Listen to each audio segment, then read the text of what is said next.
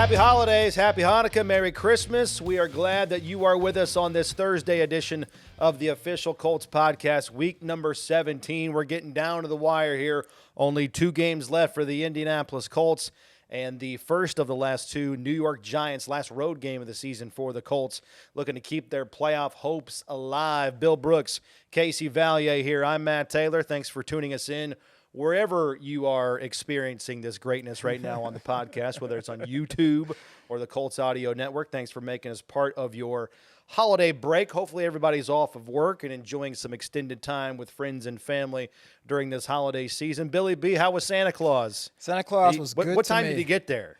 Oh, Santa Claus, he comes early. Yeah, he comes very early. He drops deal. It off. He knows the deal. There you go. Come early because everyone's getting up early in the household, so drops everything off. So good day, though? Good day. Very Great. good day. Santa was good to me, and so I can't complain. Hopefully Santa was good to Mama.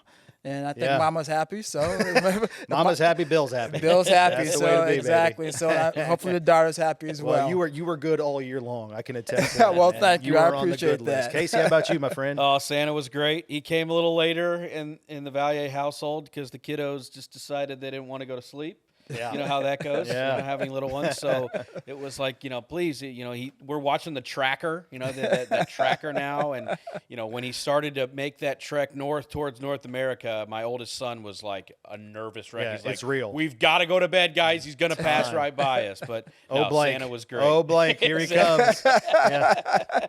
He's making up for lost time, but, he's like making his bed, cleaning up his room. Oh, yeah. The last-ditch effort, man. Yes, to be good. We got the elf on the shelf. He went down and he Love was like, I've been really good. Tell him I've been good. You know how it goes. So how about the 100%. Taylor household? Yes. Yeah, it was really good. Really Okay. good. Yeah, kid, we had a little bit of a scare. Kid wouldn't go to bed. Oh, okay. We heard the footsteps coming down the stairwell. We're like, cut him off at the pass. We're like, hey, what you doing? let's go ahead and use that bathroom at the top of the stairs. Hey-oh. I'm thirsty. Oh, well, there's sinks upstairs. Love it. Awesome. All right, well, we're going to talk some football here in this holiday season. As I said, 2 games left for the Colts. Fresh off that 38-30 win over the Tennessee Titans where the Colts pounded them up front.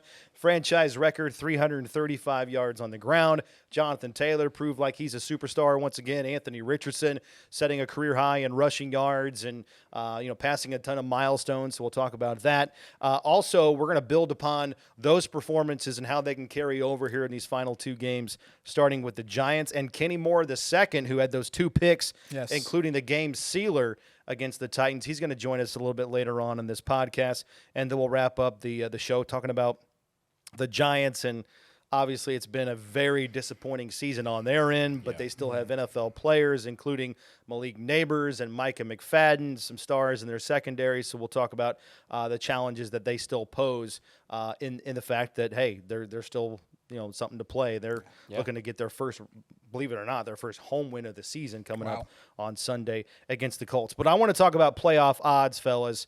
Can you follow me on this? All right, We could try. Just focus. Try. just try to follow me here because there's 2 games and 2 games left, I should say. The Colts do not have a chance to make the playoffs if they lose one of their final 2 games. All right, so all of the stuff we're going to throw at you here is contingent upon the Colts winning out. They've got to beat the Giants and they have to beat the Jags to at least have a chance to get some help.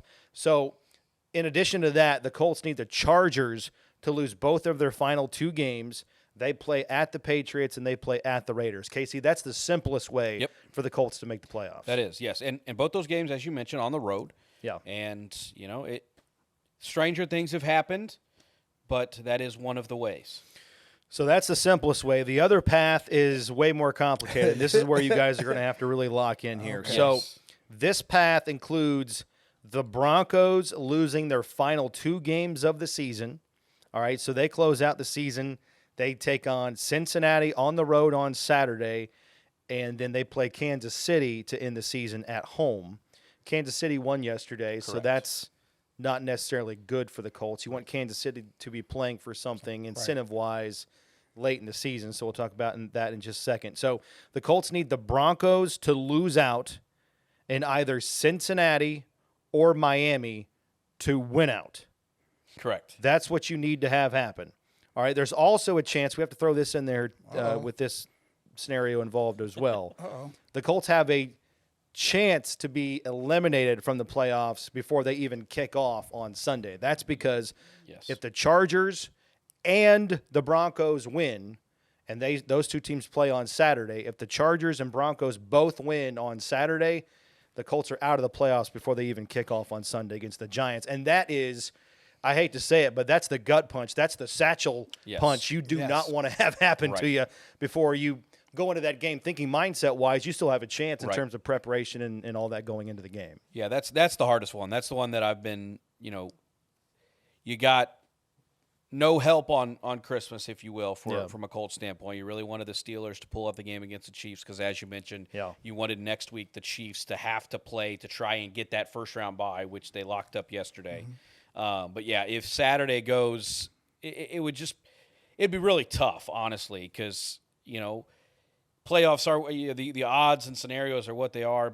But ultimately, I know for me, being around this team and covering it, I really want next week to really matter. I want to have a lot of that weight hanging in the balance, whether or not you get in or you don't. You want it to mean something, and you really hope that doesn't all come. Which, if I'm playing, that side of it, I really think that there's a really good scenario for the Colts to come out on Sunday and still have everything they want in front of them. Bill, for you, which playoff path for the Colts are you most optimistic about? Is it the Chargers losing out? Is it the Broncos losing out? Or is it the Bengals winning out, which would then mean the Broncos lose a game? Right. And or the Dolphins and their ability to win out? Which is most likely to help the Colts? Well, first, I don't – if we're keeping things on the up and up here. I don't see the Chargers losing both the games to the Raiders and the Patriots. I don't see them losing both those games. So I see them at least winning one. So I think the easiest path for the Colts in this sense is Broncos losing their 2 games. And with the Broncos losing their 2 games, I think the Dolphins also winning their 2 games. Because I think they play the Jets and the Browns. So if they beat the Jets and the Browns, which – on paper, Miami should do that. And if the Colts, of course, went out, I think that would be the easiest scenario. Now, I know the Broncos are playing the Chiefs, and the Chiefs aren't having much to play for, but the Chiefs are still the Chiefs. Andy Reid is the coach there, so I think they'll come out and be ready to play. So I think that might be the easiest scenario for the Colts as far as getting into the playoffs and making sure they take care of the business themselves. Is that the Carson Wentz game, Casey? Yes. That you've been alluding to? Yeah. Potentially, right? Yeah. Perhaps. Potential Carson Wentz game. And, I mean, wouldn't that be rather ironic? Holy smokes. I mean, that would be some serious irony coming here if that – because I really do think that, when you look at that game on Saturday with the Broncos and the Bengals record is what it is.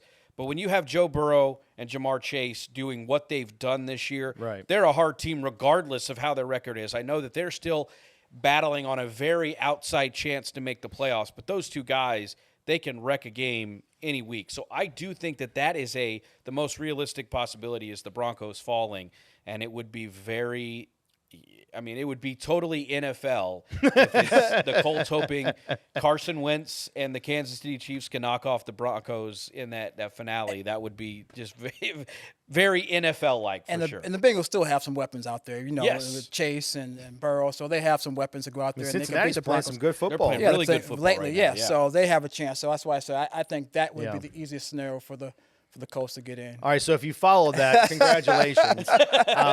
Here's maybe an easier way to do it here. So here's your rooting guide, if you will, okay?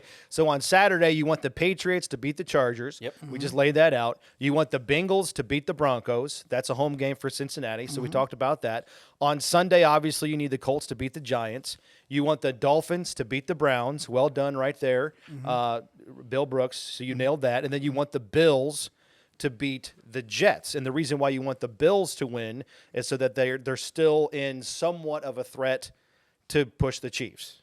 Yeah. Right? That's the way I see it. Well, I think, honestly, with the Chiefs winning, though, it a little bit throws a wrinkle in the Bills. But the Bills thing is you've got the Ravens kind of right on their heels for that second. So I think the Bills are going to have to play out regardless because I think you want to be able to have that second seed compared to the third seed too. So even if that first overall seed isn't there for the Bills, that's a good point. I think you would still want them. They're probably going to be playing their guys because they want that second seed. So I don't think you have to worry about the Bills not putting out their guys. And what Josh Allen has done, it is like it seems like he's essentially going out and having 5 to 6 touchdowns almost every week. Accounting for him. Yeah, I mean, that's probably what you're going to expect the next couple of weeks, too, out of him. All right, the Colts did so many things well in their last game against the Tennessee Titans. Let's talk about how they can build upon those. And I want to do this on an old school segment called Either, Neither, or Both. You remember this? Yes. This is always a good discussion point here. So let's debate some things that could happen on Sunday based on the opponent and, again, what the Colts did against Tennessee last Sunday. So this Sunday, fellas, here's what I'm going to pose to you. This Sunday, Jonathan Taylor, who had 218 rushing yards against Tennessee and had 3 touchdowns, this Sunday he's going to rush for over 100 yards again, and Anthony Richardson will score a rushing touchdown again. Casey Vallier, either, neither, or both on some of the great performances the Colts had in the running game between those two guys and the two-headed monster. I'm going to say both. And I think both of those numbers can be well exceeding what you laid out. I think, Jonathan Taylor, you have done such a great job in laying out the numbers that Taylor has had in the months of December and later, and it's historic numbers. I mean, he's averaging, I think it's over 118 yards per game on the ground in either December or January, which is the tops in NFL history. Yeah. So I think it's a given that Jonathan Taylor is going to go out and do this, and if you look at who the Giants are, one of the worst run defenses in the NFL. So the path is there for the Colts to kind of build on what they did last week.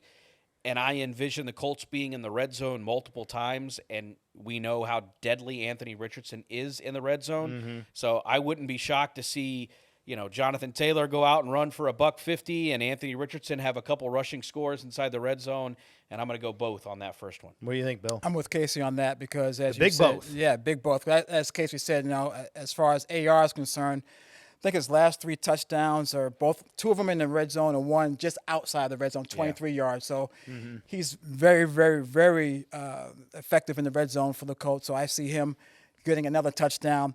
And Jonathan Taylor, I mean, what can you say? I mean, the last couple of games, he's had 2 games over 100 yards. He's been playing extremely well, I think, in the last couple of games. And if I'm not mistaken, I think the Giants are giving up over 140 yards 140, a game. yeah, it's a nasty. game. So they're not doing too well against the run. Almost 5 yards a carry. Yeah. So I look for the Colts to hang the hat on the running game and hang the hat, especially against this Giants team, to run the ball, and then just take advantage of the Giants that are weak against the run. Jonathan Taylor is coming off back-to-back 100-yard performances. All right, and like you said, he's really finding his groove. Yes. In the last 3 games, he should have 3 touchdowns over 40 yards, right? I mean, we all know he dropped the ball at the goal line, but that was a 41-yard, essentially a touchdown run. And then they had the 65-yarder last week, the 70-yarder against Tennessee. So he's really finding his groove. Is this the closest thing to the 2021 version of Jonathan Taylor that we've seen? I mean, he's really, it appears like in the zone, coupled with how great this offensive line is playing here recently too. Yeah, I think so. And I think it's interesting too because I want to say it was just 3 weeks ago that it was laid out by a couple people that they were this close from breaking a big one. Because Taylor had been X amount of games since he had a long run. It was, it seemed like it wasn't turning for him, if you will. And the last couple weeks, he's really found his groove. And you laid it out there. The offensive line has done a wonderful job. Last handful of weeks, they don't get enough credit. They never do. Offensive linemen never get enough credit. I know Quentin Nelson gets all the credit in the world for what he's done the last handful of weeks.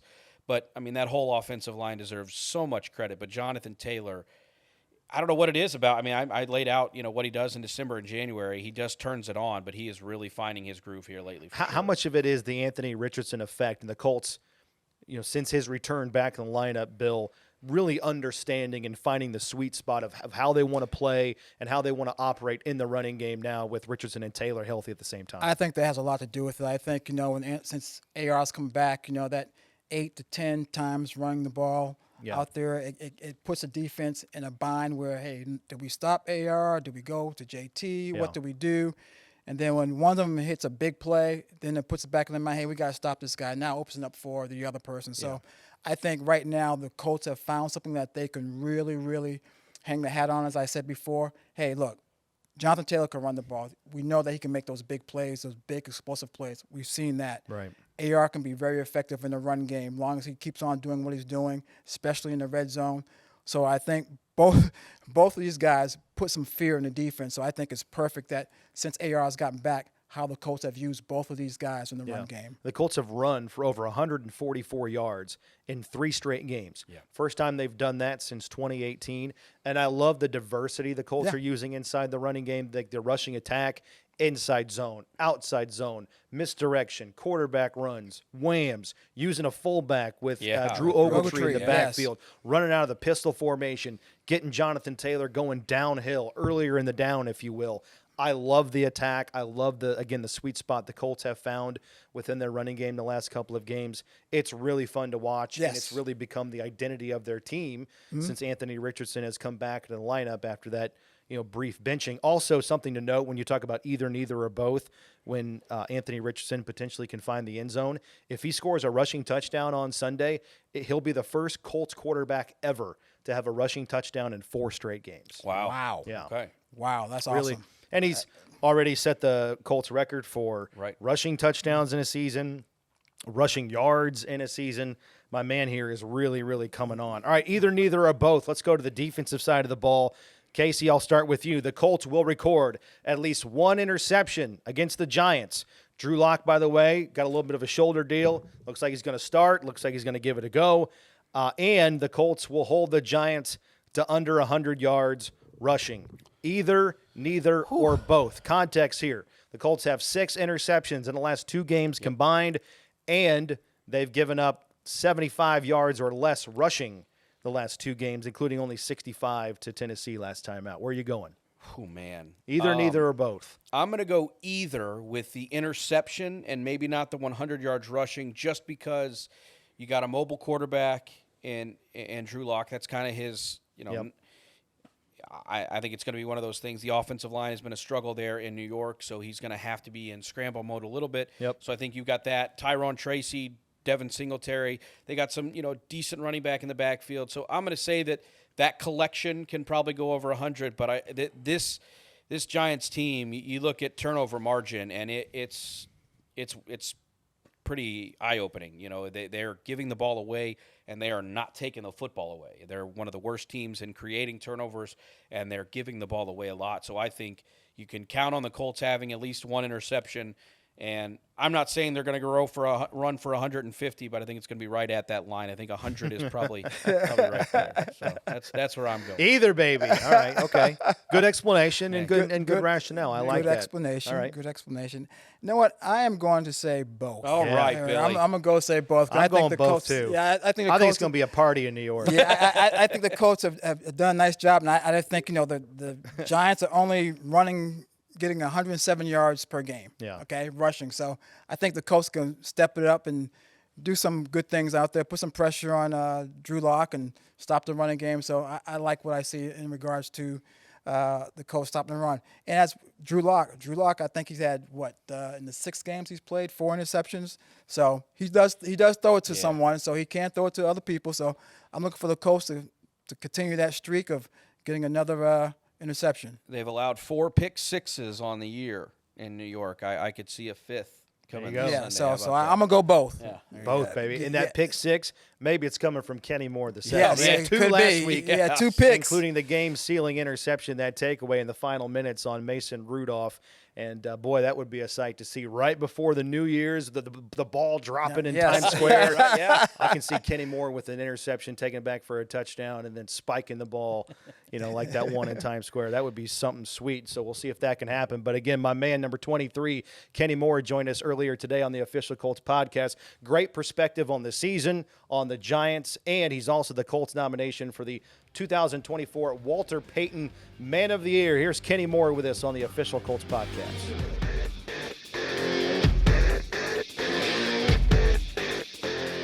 All right, we're joined now by Kenny Moore II, Colts cornerback, the longest tenured defensive player on that side of the ball for the Indianapolis Colts. Kenny, you are fresh off 2 picks against the Tennessee Titans. It's the second time in your career you've notched 2 picks in the same game. You've done it now in back-to-back seasons. Last year you had 2 against Carolina. This year you have 2 in the same game against Tennessee, 1 in walk-off fashion. I got to ask you, what is the feeling? Because Colts fans, the common man like me, we're never going to understand what it feels like to get a game-sealing walk-off interception. So what's that moment like when you end the game with the football in your hands as a defensive player? Man, honestly, just going out there for that last drive of the game, it was a time of the game where they're down, 2 possessions? Yeah. And it was a close one. If they score, they got to go for 2. Right.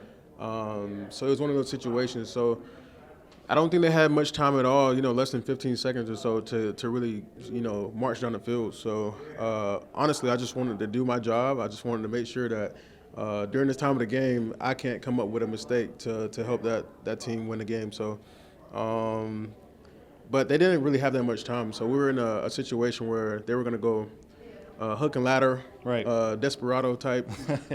And so I was telling Carly's that it was probably going to be a quick game type of play, and they'll get right into the whole fun type of recess. Cal type Stanford offense. stuff, right? And so, yeah, exactly. Yeah. And so whenever they didn't do it, I was trying to basically have eyes behind my head, trying to see where he was trying to throw the ball. Yeah. At that point, I didn't really have a guy, but I was trying to match guys in a zone type presence or mannerism, and he really just threw the ball up, and I was wanting to get close enough to either bat it down or catch it, and the odds was my favorite. Yeah, so. You got it. Yeah, you made sure the game was over at that That's point. Right.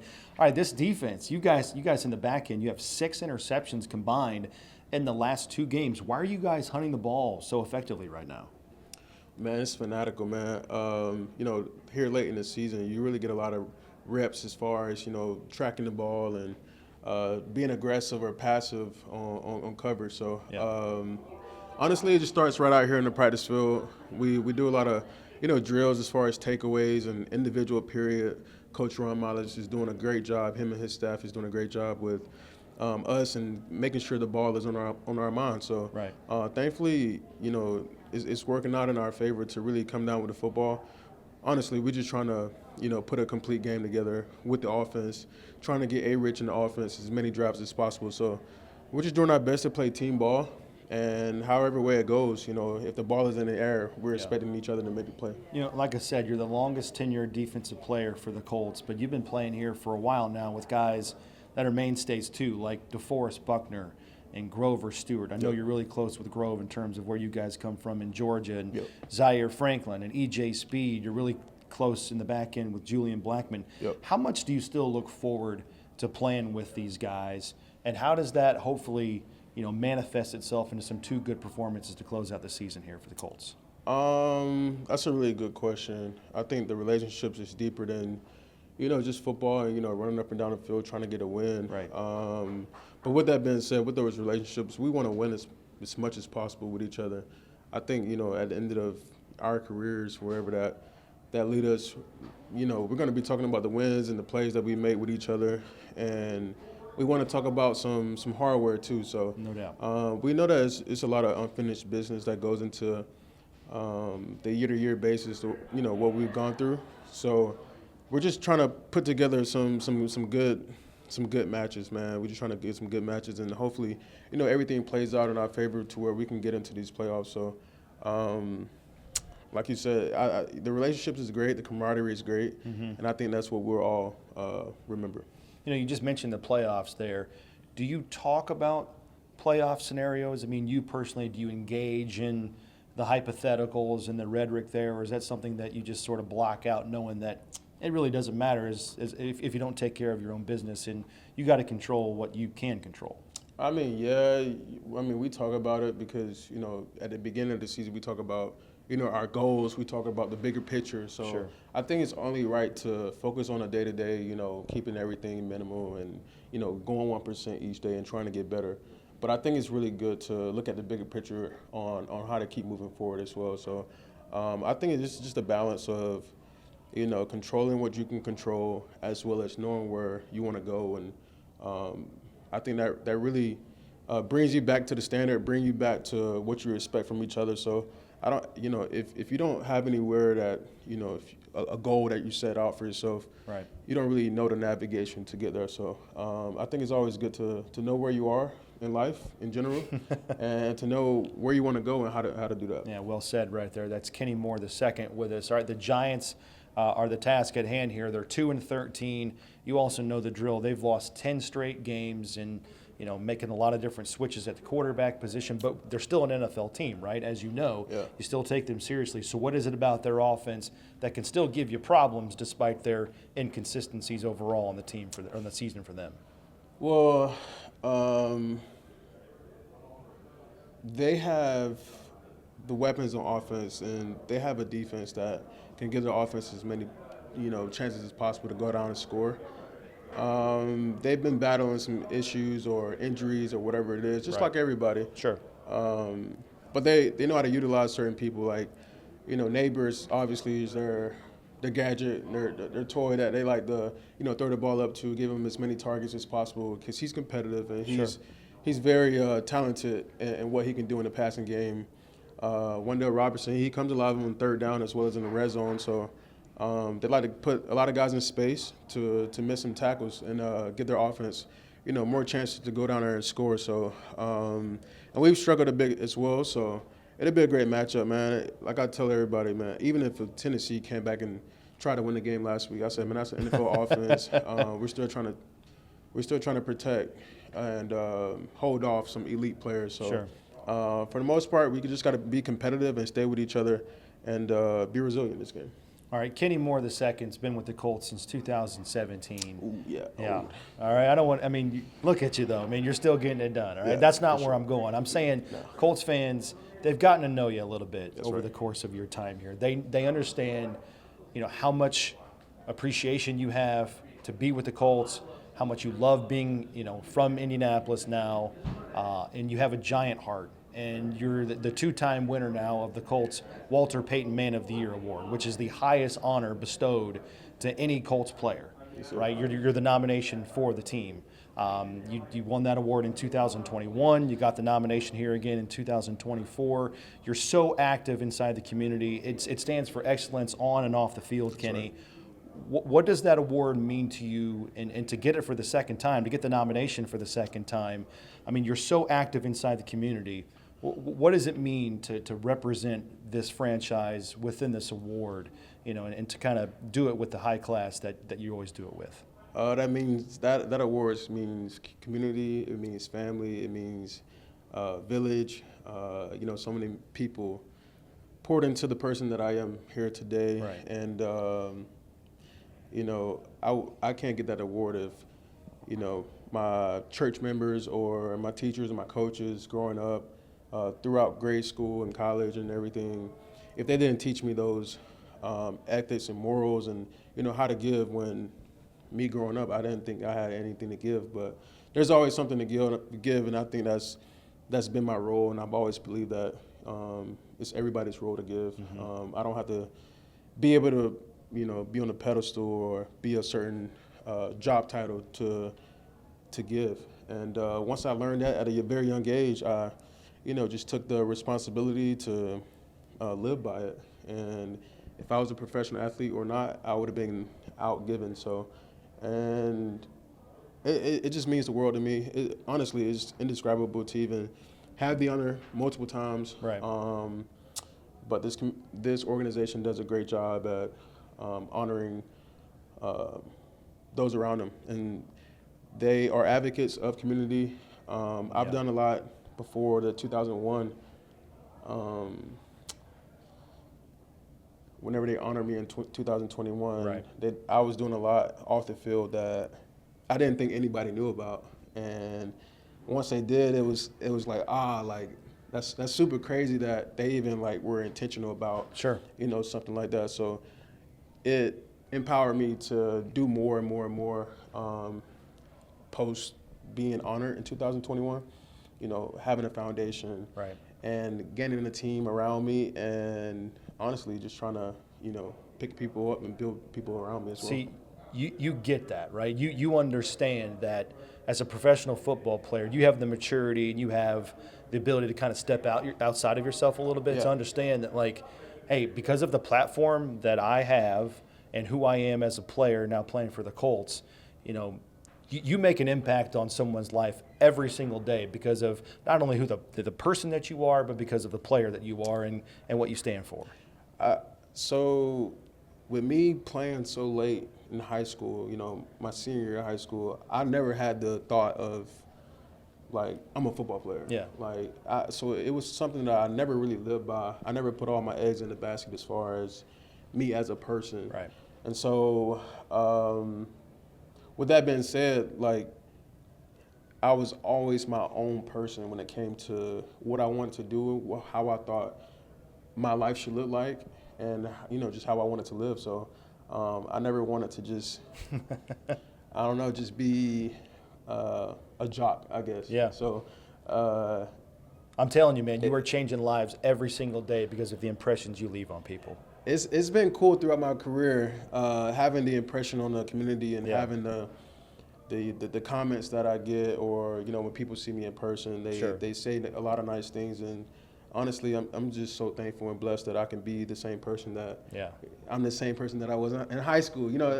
Obviously a lot of things changed, but mentality-wise, this is just how I am each day. So I'm thankful. No doubt about that. He's changing lives and making good impressions around the Christmas time all year long, but he is definitely doing it here during the holiday season. How about for you? Was Santa good for you around Christmas time?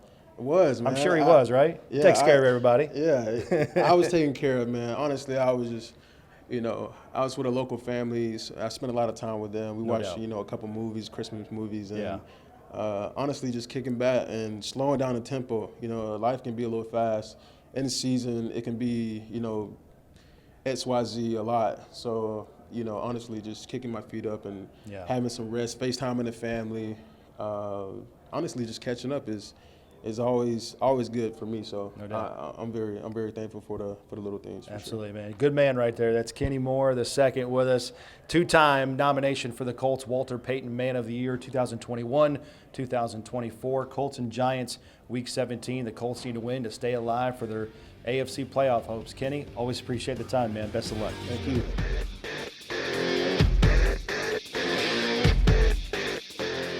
Tremendous thanks again to Kenny Moore II for taking time out of his very busy schedule, as he said, balancing the holidays and preparation and the grind, getting ready for a huge game for the Colts in Week 17, trying to keep their playoff hopes alive. And one thing I do want to piggyback off of that conversation, fellas, and Bill, you can attest to this because you played in the National Football League and played for the Colts at a high level, a Ring of Honor member, certainly. But what he said right there is I think he does a really good job of understanding the platform that he has, and that if he's, in his mind, having a not-so-good day, he still understands that through all the charitable things that he does, all the community work that he does, just by setting foot in some rooms and talking to kids or talking to parents or people that are going through hard times, Kenny Moore is literally changing days, changing lives, and a lot of Colts players in this roster do it, no question. But I think Kenny understands that he has to put everything aside to make sure that he can make a difference, and people gravitate towards him.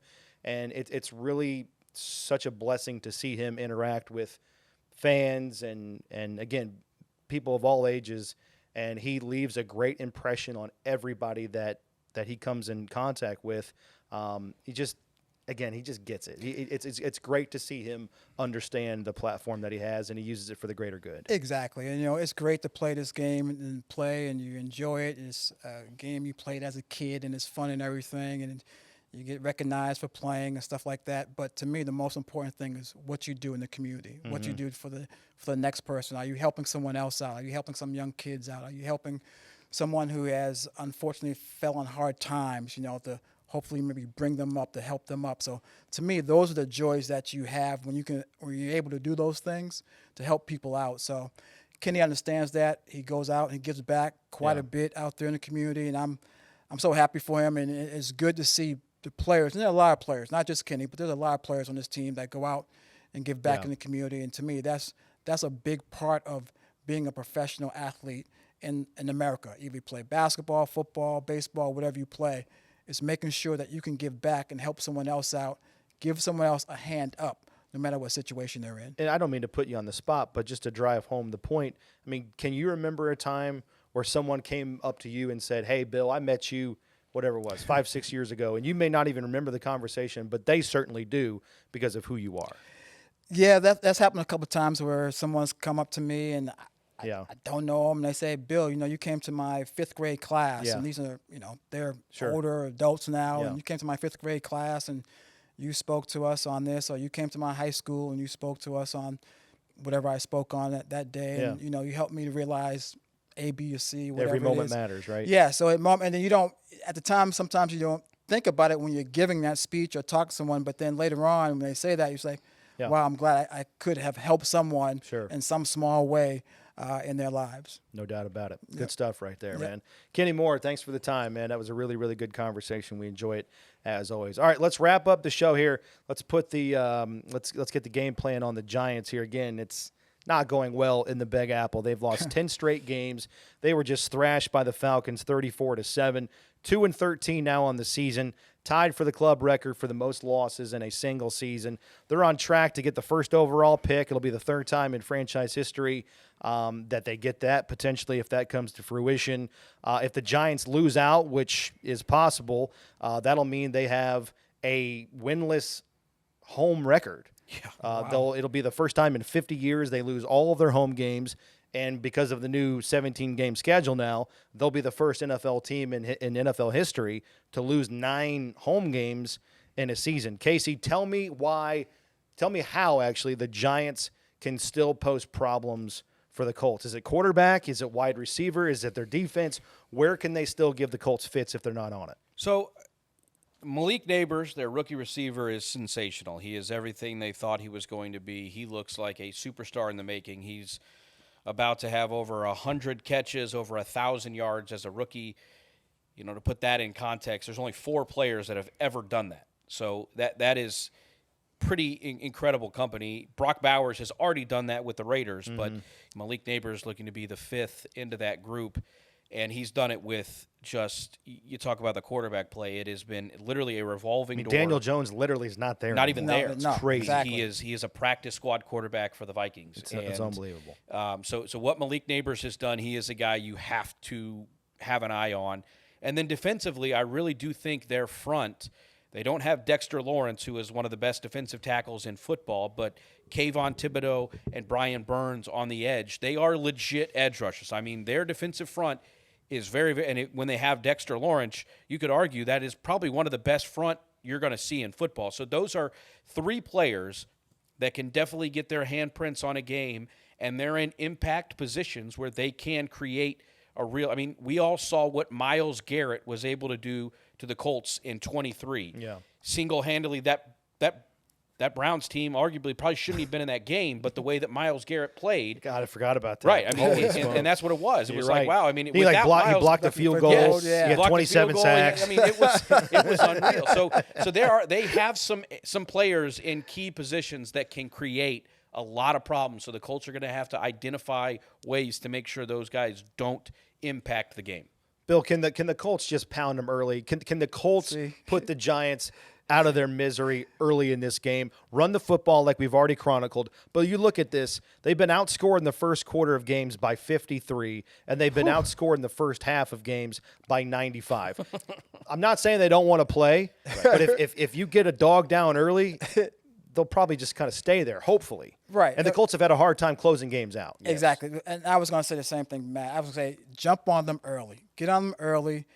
Put some doubt in their heads, like, oh, here we go again. This is going to be a long day. We're going to lose, whatever. And just keep on pounding them. Just keep on pounding them, pounding them. And if you do that in New York with those fans, they're going to turn on that team. And they will start booing. Yeah, they already have. But they will, I mean, during that game, they're going to start booing them. So for the Colts, they just need to stay on them, jump on them early. Jump on them the first drive, score a touchdown, take the ball away on the first defensive time they're out there in the football field. Do those things, jump on them early, and make them play from behind, and then just keep on top of them. Stay on top of them, just pound them until by the fourth quarter, middle of the fourth quarter, late in the fourth quarter, No mas. Yeah, no moss, baby. Yeah. No moss. Like Casey on Christmas Day. No moss. I can't put anything else together. I'm out. I gotta work. That's a beautiful sight right there. Bill Brooks and Casey Vallier putting things into perspective. I'm Matt Taylor. Colts and Giants, Week 17. Colts need to win to keep their playoff hopes alive and hopefully, keep this train rolling into January football, fellas. My thanks to you. This is going to be our last. I believe this is our last podcast of the calendar year. All right, Yeah. so we're going to do it one more That's time, true. obviously Week 18. But Yes. man, blessings to you. You Yeah. guys have to put Likewise. up with me on a weekly basis. No, so- no, been a no, lot no, of fun. A lot Indeed. of fun. Absolutely. We love it. You guys make it easy right there. The legendary Bill Brooks and Casey Vallier. I'm Matt Taylor. Thank you so much for watching and listening. And again, we're going to talk to you in the new year, getting ready for Week 18 and the regular season finale for the Colts as they take on the Jacksonville Jaguars. But the task at hand in the Big Apple this Sunday. Appreciate you, everybody. Have a great rest of your week and enjoy the rest of this holiday season. And this is everybody here on the Official Colts Podcast saying thank you so much and have a great rest of your football season here on the Official Colts Podcast.